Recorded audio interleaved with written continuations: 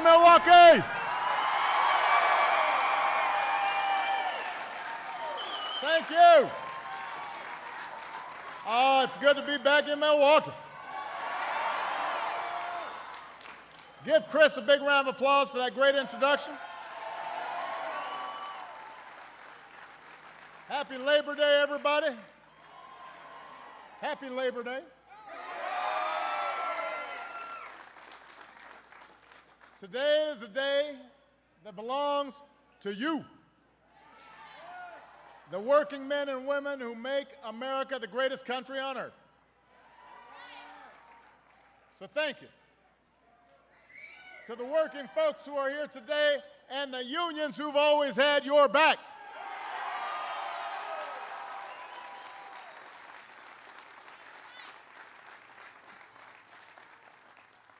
Thank you to the Milwaukee Area Labor Council, to the Wisconsin AFL-CIO. It's good to be back at Labor Fest. I hope you don't mind. I brought a friend with me, somebody who's fighting for American workers every day. America's Secretary of Labor, Tom Perez, is in the house.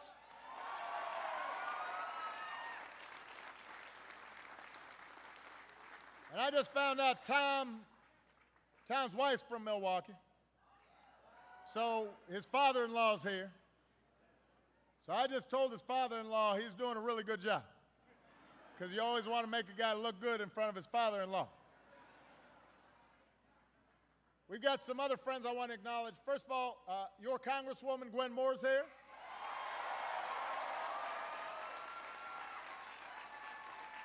Your Mayor Tom Barrett is in the house. We've got one of my favorites, Mary Kay Henry from SEIU. Newly elected Lily Garcia from NEA. My pal, not a Packers fan, he's a Steelers fan, but he's a good guy anyway. Leo Gerard from USW, Steelworkers. Billy Height from UA. Joe Hanson from UFCW. To all the other labor leaders who are here, we are so glad to have you. And we're here because of the things all too often we take for granted. Anybody who's got a seat, feel free to sit down. Yeah, I don't want anybody fainting. It's all hot out here. I might get you back up on your feet at some point. But we're here to celebrate something that sometimes the American people take for granted. The 40-hour work week, overtime pay, a minimum wage, weekends like this one. All that didn't happen by accident. It happened because America's workers organized for it, fought for it. History shows that working families can get a fair shot in this country, but only if we're willing to fight for it. Now, the first time I came to Labor Fest I was still a candidate back in 2008.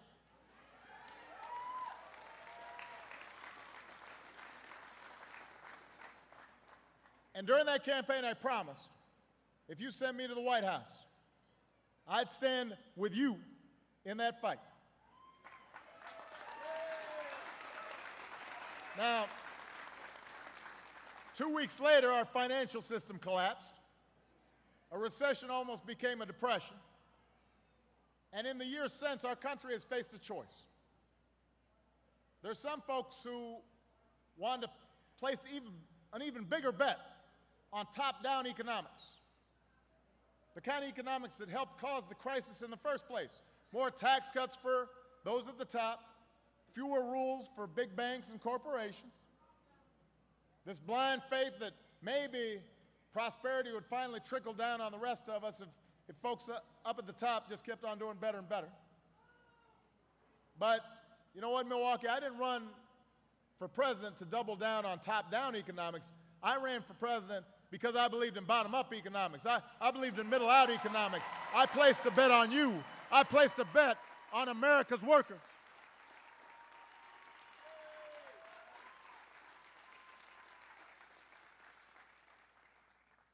put my money on American workers and the belief that our economy grows best when everybody's got a shot, when folks who are willing to work hard can get into the middle class and stay into the middle class. And I've come back to Labor Fest to say that because of your hard work, because of what we've been through together, that bet is starting to pay off. America is stronger because of the decisions we made to rescue our economy and rebuild it on a new foundation, asking the simple question, is this good for ordinary Americans? Is this good for working people? Not just a few, but for everybody. And over the past 53 months, our businesses have created nearly 10 million new jobs.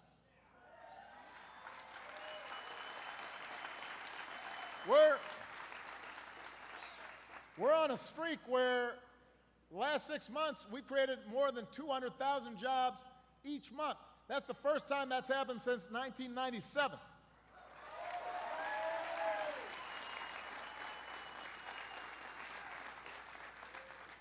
Construction is rebounding, energy and technology are booming.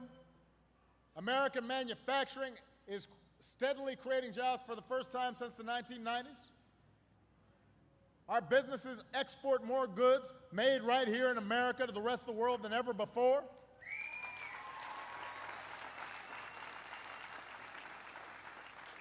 America's stronger because we saved the American auto industry and more than 1 million jobs that depend on the auto industry.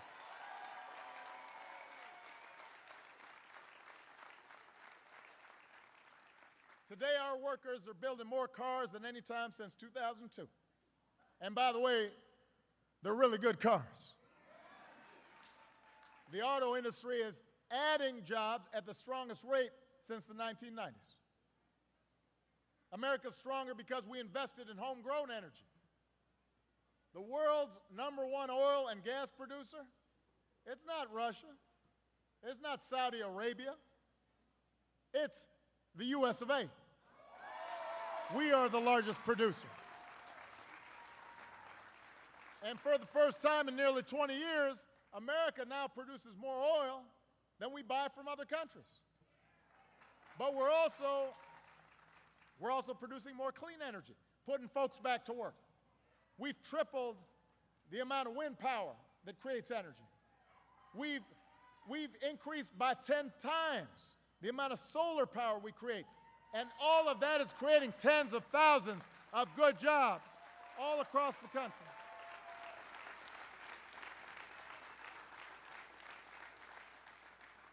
America's stronger because we set our schools on a race to the top.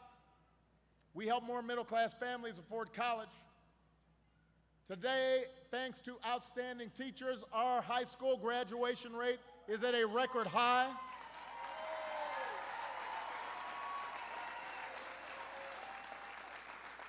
More young people are earning their college degrees than ever before. America's stronger because we helped millions of responsible homeowners stay in their homes. And we got some of the biggest banks who sold deceptive mortgages to help make things right. They're ponying up billions of dollars to do right by folks who got cheated. We changed the tax code that was skewed too much to the wealthy at the expense of working families.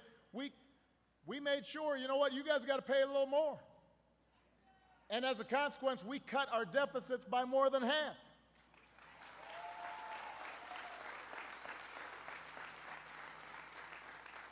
And yes, Milwaukee, America's stronger because millions more Americans have the peace of mind of quality, affordable health insurance that they can count on. Yeah, we did that.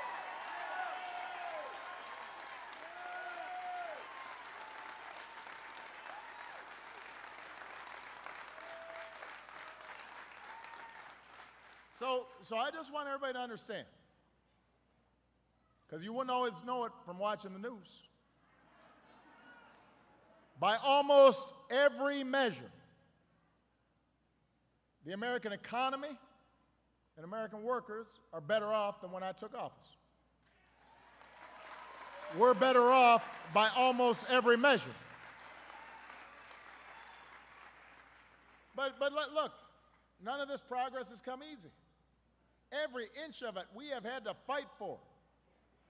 Every inch of it we've had to work against a lockstep opposition that is opposed to everything we do. But it was worth it. Every gray hair is worth it.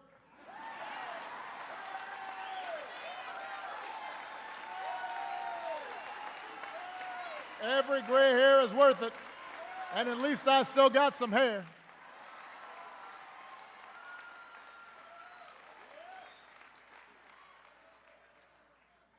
I look good. See, I like that. Thank you. Thank you. Yeah, whenever folks say me, whenever they see me, they say, you know, you look okay. Like they're surprised. And then sometimes they say I look taller than I do on TV. I say, yeah, that's because the TV's small. It makes me look smaller.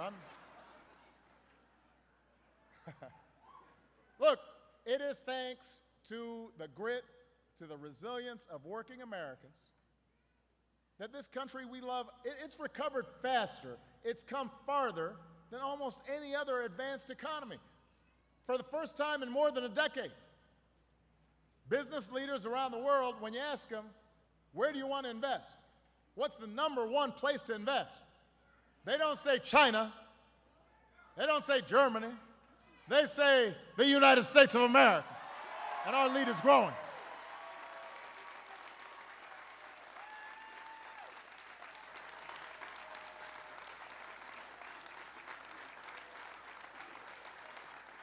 USA.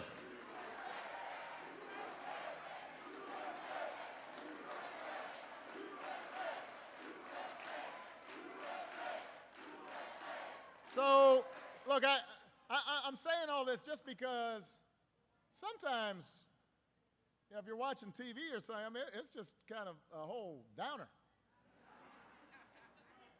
Now, we got struggles, we got work to do, but there are a lot of reasons to be optimistic about America. More folks are working, the economy's growing stronger, the engines are revving a little louder. And the question now is, are we going to make the right decisions to accelerate this progress? Are we going to continue to focus on working families? Are we going to continue to make sure that a growing economy gives everybody rising incomes and wages? Are we going to make sure that we're helping the middle class and everybody who's trying to get into the middle class? You know, it's a good thing that corporate profits are high. I want American businesses to succeed. It's a good thing that the stock market's booming. You know, a lot of folks have 401ks in there. I want them to feel good. But I also want to see the guy who's breaking his back on 2 8-hour shifts so he's got enough money to send his kids to college. I want to make sure that guy's getting a break. I want to make sure he's getting some help.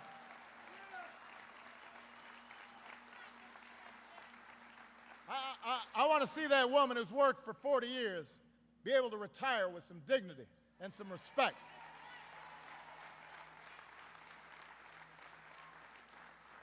That's how I measure progress, not just by how well the economy's doing overall, but how it's doing for folks who are working so hard, doing everything right, just want a fair shot, and didn't have anything handed to them in their lives. Weren't born with a silver spoon in their mouths. And the reason that's who I'm thinking about is because that's the family I grew up in. That's the family Michelle's family grew up in. This country gave me a chance. It gave Michelle a chance. I believe in the American dream because I have lived it. And I ran for this office to restore it for everybody. So no matter what you look like, and no matter where you came from, no matter how you started, you can make it in America if you try.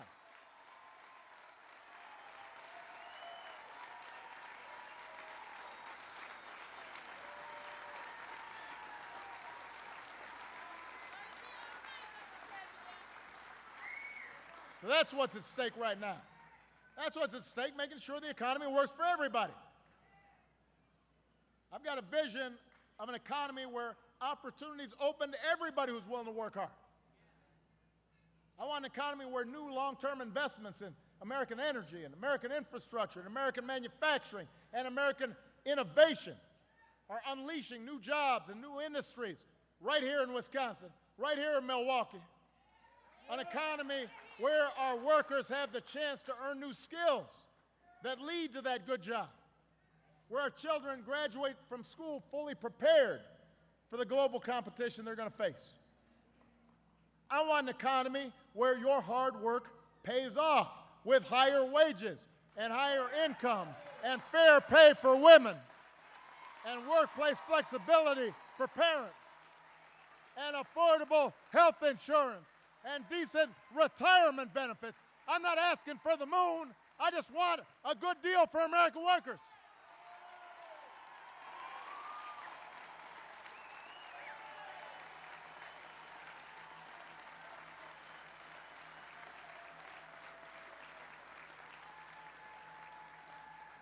You know, sometimes when I talk about this stuff to some of my folks on the other side of the aisle, they're like, well, why are you stirring up class resentments? I'm not stirring up class resentment.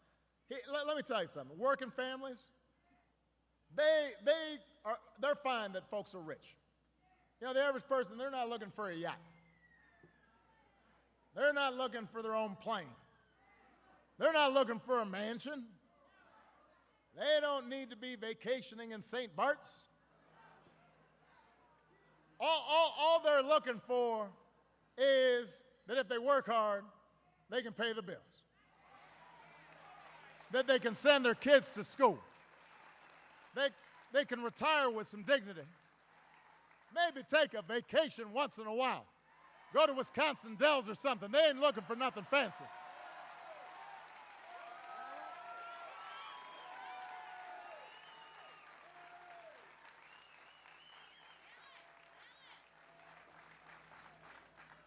That's where Michelle and I used to take Malie and Sasha. We'd be in that water so long, fingers all pruned up. And there were a lot of little kids in there, which made you a little suspicious about the water. I'm just saying. That was not in the prepared remarks.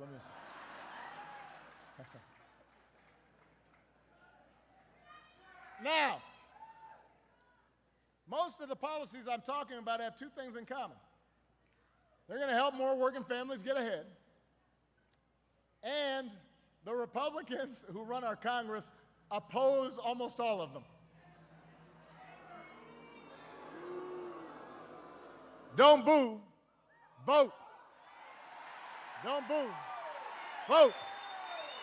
It's easy to boo. I want you to vote.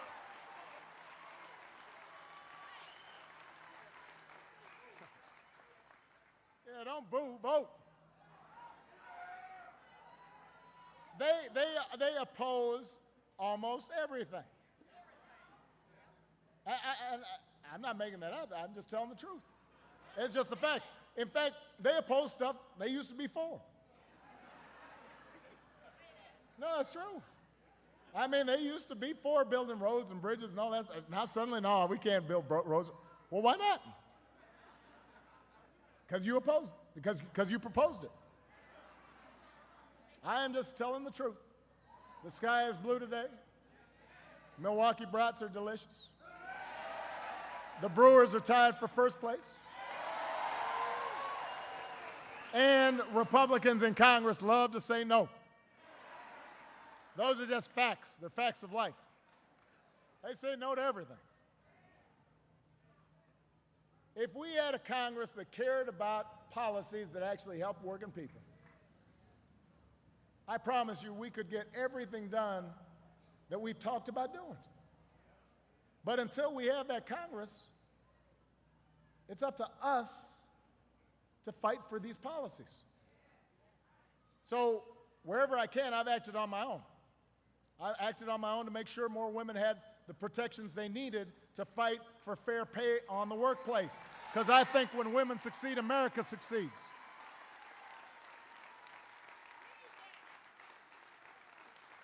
You know, I was raised by a single mom, so I know how hard it is for a lot of women out there. And by the way, men, you should want your wife to get paid fair. She's bringing that money home. That's not a women's issue, that's your issue. That's money out of your family's pocket.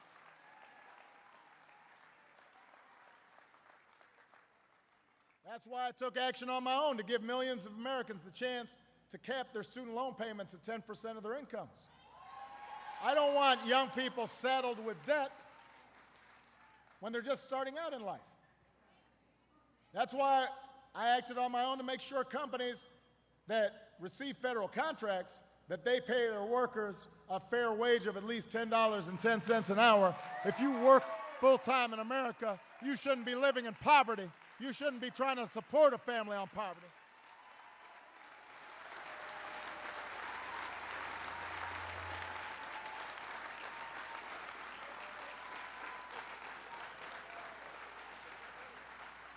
And in the year and a half since I first asked Congress to raise the minimum wage, of course the Republicans in Congress have blocked it, but more and more Americans are doing their part to make it happen. This is why I stay optimistic even with some of the nonsense that goes on in Washington. You've seen business leaders at companies like The Gap that raised base wages for tens of thousands of workers because they knew it was good for business. You've seen mayors across the country doing their part. And today on Labor Day, the mayor of Los Angeles is announcing a plan to raise his city's minimum wage. You've seen, here's a good story. Last month, the president of Kentucky State University, he gave himself a $90,000 pay cut so that he could raise wages for his lowest paid employees.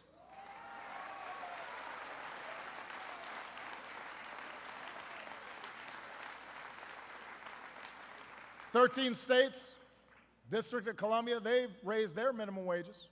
4 more states are putting minimum wage initiatives on the ballot in November. And you know what? Here's the best part. You'll hear opponents, they'll say, well, minimum wage, they're going to kill jobs. Except it turns out the states where the minimum wage has gone up this year had higher job growth than the states that didn't raise the minimum wage. That's the facts.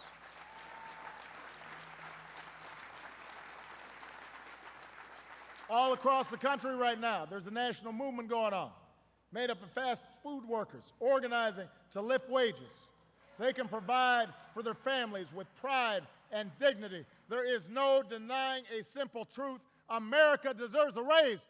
Folks are doing very well on Wall Street. They're doing very well in the corporate boardrooms. Give America a raise.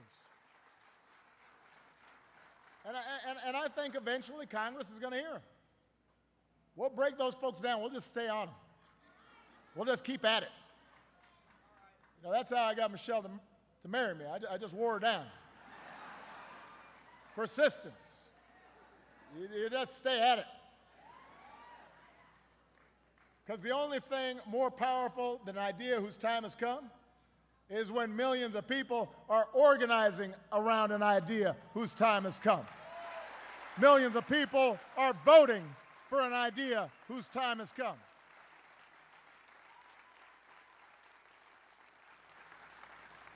I know it gets frustrating, though, when it feels like your voices aren't heard in Washington. I promise you, I share that frustration. After all that unions have done to build and protect working Americans, I know it's frustrating when people have the gall to blame you for the problems facing working Americans. I know you've got some experience with that around here.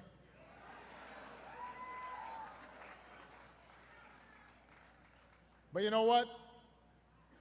If I were looking for a good job that lets me build some security for my family, I'd join a union.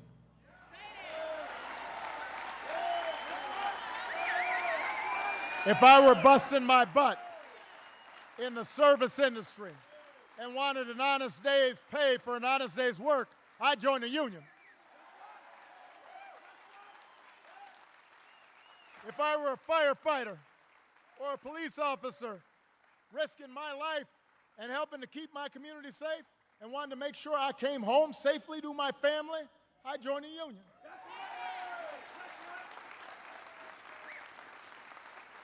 I'd want a union looking out for me. And if I cared about these things, I'd also want more Democrats looking out for me. I'm just saying.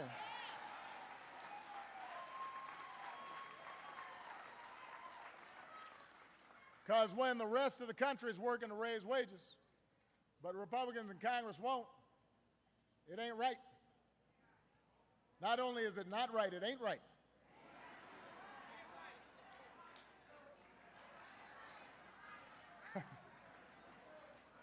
When the rest of the country is working to open up more businesses, but Republicans in Congress block investments that would help more businesses grow, it ain't right. When unions and CEOs, when law enforcement and the evangelical community, when folks who usually don't agree on anything, agree that we should be fixing our broken immigration system, but the Republicans in the House of Representatives have been sitting on a bill for more than a year, it ain't right. So that's why we have to keep fighting. At the beginning of the last century, people fought against the idea of a 40-hour work week. They fought against weekends. They fought against workplace safety laws. 80 years ago, people fought against the idea of Social Security. 50 years ago, people fought against the idea of Medicare. But guess what? We won those fights.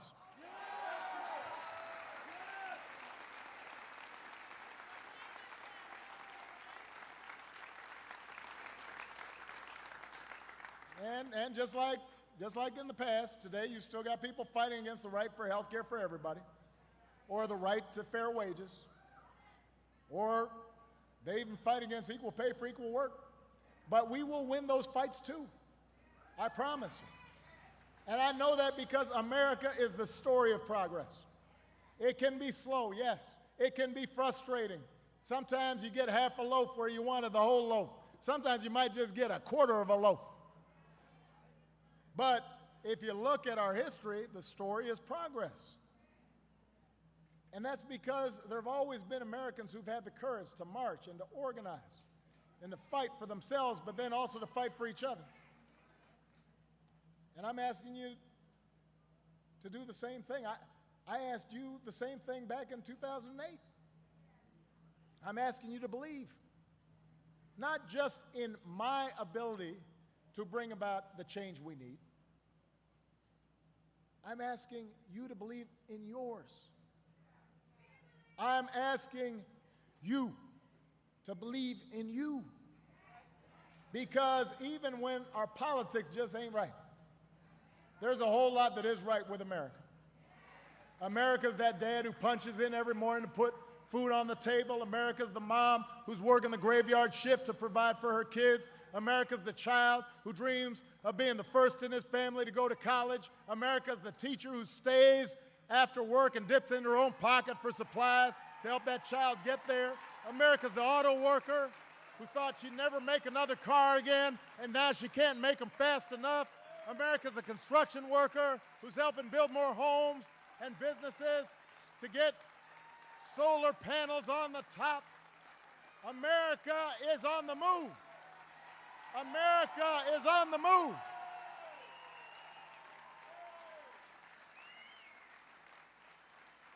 America is not the party we belong to, but the values we share. America's hard work. America's responsibility. America's sacrifice. America's looking out for one another.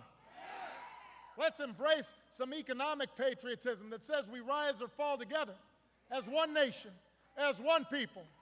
Don't reward companies that ship jobs and profits overseas. Reward companies that are investing right here in Milwaukee. Let's make sure our fellow citizens have access to good child care and preschool and college and health care. Let's make sure women get fair pay. Let's make sure working moms and dads can get a day off if their child is sick or their parents are having a tough time. Let's make sure nobody who's working full-time is raising their family in poverty. These ideas are not un-American. They're how we built America. Together. I tell you, Milwaukee, the hardest thing in life is changing a stubborn status quo. And it's even harder when it seems like some of the folks in power, all they care about is keeping power. But there are plenty of folks who count on you to get cynical and not vote because you don't think you can make a difference. That's how they're going to stay in power. They believe you won't get involved. They believe you won't organize. They believe you won't vote. And that way the special interests stay in power. And they will try to divide us. And they'll try to distract you. And they'll try to run the okey doke on you. And bamboozle you. And hoodwink you. Don't buy it. Don't buy it. Because despite the cynics, America's on the move. It's making progress. Despite all the opposition. There are workers who have jobs now who didn't have them before. There are families with health insurance who didn't have them before. There are students going to college who couldn't afford it before. There are troops who were in Afghanistan who are coming home.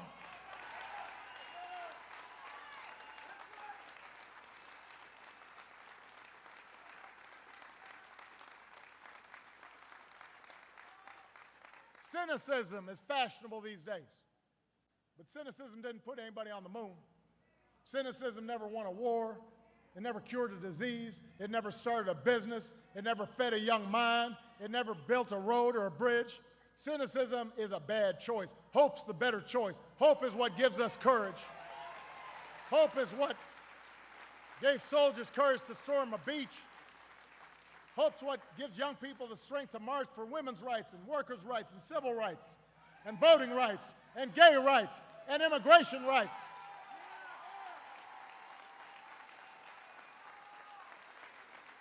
Hope, the belief that there are better days ahead.